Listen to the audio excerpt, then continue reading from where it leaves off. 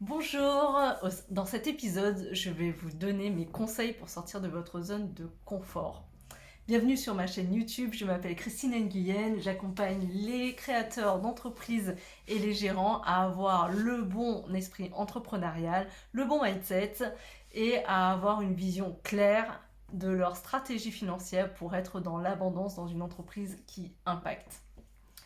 Donc dans cet épisode, je fais suite du coup à mon épisode numéro 4 du podcast, celui qui traversait toutes les zones, où je vous parlais des différentes zones.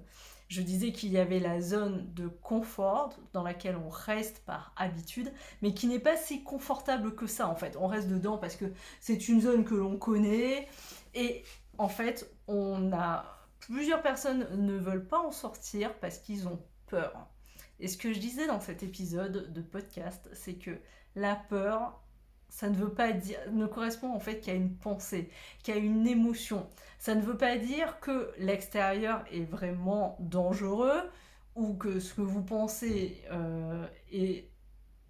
correspond à une réalité, mais la peur, en fait, c'est un sentiment, c'est votre ego, c'est votre tête qui, en fait, essaie de vous préserver en faisant juste une petite alerte et qui vous dit, par là, c'est nouveau, fais attention.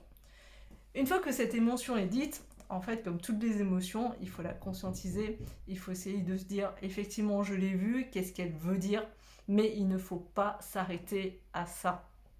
Parce que une fois en fait que l'on sort de la zone de confort, lorsqu'on a réussi à passer au-delà de sa peur, qu'est-ce qui se passe? C'est que c'est la réalité qui arrive. Et vous verrez en fait, et vous avez sûrement des exemples dans votre vie, où une fois que vous avez traversé la peur, et ben finalement c'était pas si terrible que ça, et finalement ça se passe bien. Moi j'ai un exemple très concret en fait concernant l'élaboration du podcast. Au début, je me trouvais plein d'exemples en fait en me disant plein de faux prétextes, en me disant oui c'est compliqué techniquement, je sais pas comment on fait, oui en plus j'ai pas de micro sur mon téléphone, ah bah du coup pas de podcast. Et finalement, une fois que j'étais sortie en fait de toutes ces mauvaises raisons, j'ai fait mon premier podcast, je l'ai édité, j'ai été très heureuse, vraiment, au moment où du coup j'ai appuyé sur le bouton envoi, ça s'est fait. Et maintenant, en fait, ça fait partie de ma routine. Je ne pourrais pas ne pas faire de podcast, en fait. Mais c'est pour dire qu'une fois sortie de ma zone de confort, ou après avoir en fait traversé en fait la peur de ne pas être entendu, de pas d'être rejeté, je me disais personne ne va écouter, ou ça va être nul, ou je vais pas aimer ma voix sur le podcast. Une fois en fait que ce mur de fumée en fait de peur a été traversé, finalement j'ai été très contente déjà du podcast. Je trouvais que j'avais une jolie voix dessus, que ce que je disais avait du sens pour moi, et rien que pour ça déjà j'étais contente. Bon, j'ai été encore plus contente en fait lorsque du coup j'ai vu qu'il y avait des retours et que les gens et qu'il y avait des personnes nouvelles qui s'abonnaient au podcast. Alors là j'étais vraiment très contente, on sortait du coup du fan club du réseau d'amis, donc ça c'était bien. Mais c'est pour vous dire que la zone de confort est à tous les niveaux, que ce soit sentimental, professionnel. Et mon seul conseil, en fait, c'est de se donner la volonté, en fait, de sortir de cette zone de confort. Donc, alors, parfois, elle peut venir tout seul, et parfois, on a besoin d'encouragement, voire d'un coach, voire d'un mentor, qui vous voit, et qui vous dit tu peux y arriver, la direction c'est par là, c'est sûr tu vas y arriver. Et c'est vrai que ça donne un certain confort et une certaine assurance en se disant bon, c'est inconfortable, mais c'est la direction. Et c'est vrai que tout objectif a un jour, et toute situation en fait, a un jour été le résultat de pensées et d'objectifs des années précédentes. Vous êtes actuellement là où vous vouliez aller, où vous êtes sur le chemin de vos objectifs et de votre moi il y a 5 ans, il y a 10 ans. Donc ça, c'est important d'en être conscient, c'est pour ça que les objectifs sont importants, et c'est pour ça que je pense sincèrement que l'humain aime le confort, mais a besoin de nouveautés et d'inconfort. Il faut vraiment un juste équilibre. Et pourquoi je vous dis ça? C'est que je pense qu'un entrepreneur, un créateur d'entreprise encore plus, sort de sa zone de confort de manière très forte à tous les niveaux.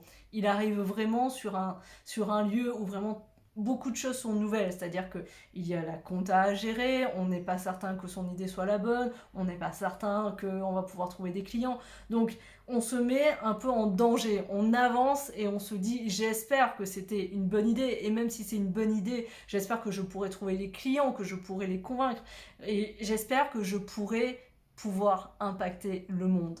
Et mon objectif et mon accompagnement, c'est de d'abord vérifier avec vous que l'idée que vous voulez correspond à un besoin économique et rentable pour vous. Ça, c'est important parce que vous montez une entreprise pour gagner de l'argent.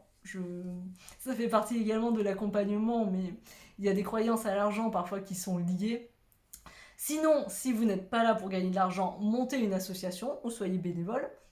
Mais si vous voulez gagner de l'argent, il faut assumer cet aspect entrepreneurial et cet amour de l'argent, en tout cas cet objectif, même si à travers l'argent, derrière, vous pourrez faire plein de choses, vous pourrez donner à des associations si vous voulez par exemple.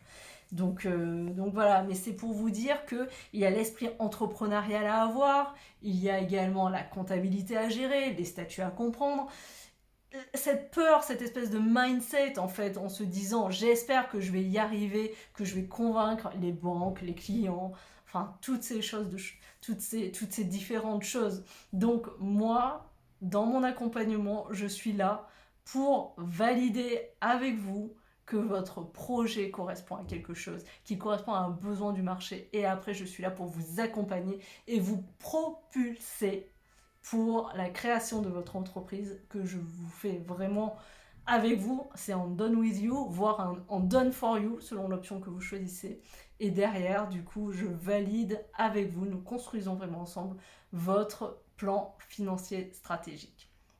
Donc voilà pour cet épisode, j'espère qu'il vous aura servi. L'interaction sur YouTube est très importante, donc n'hésitez pas à me laisser vos commentaires, je les lis tous et j'y réponds avec plaisir. Abonnez-vous à la chaîne YouTube, il y a également le podcast. Si vous pensez que je peux vous accompagner, si mon univers vous correspond, n'hésitez pas à prendre rendez-vous, c'est gratuit et je serai ravie du coup d'avoir un rendez-vous avec vous pendant 30 minutes pour vous apporter le plus de clarté possible sur votre projet. Je vous remercie pour votre attention et je vous dis à la semaine prochaine, mercredi matin.